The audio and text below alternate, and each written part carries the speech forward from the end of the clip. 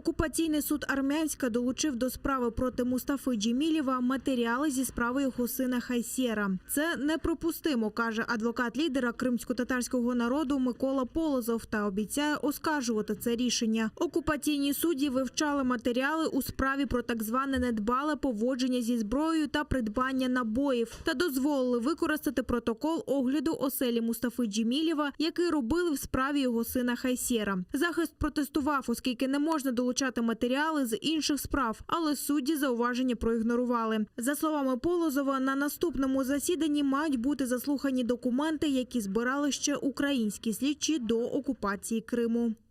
Документы эти выполнены на украинском языке. Защита заявила ранее ходатайство суду о необходимости привлечения переводчика для перевода на русский язык данных документов, поскольку защита не понимает суть информации, изложенной в данных документах. Данные ходатайства судом были удовлетворены, данные документы судом не исследовались. По всей видимости, после привлечения переводчика суд вернется к исследованию данных материалов.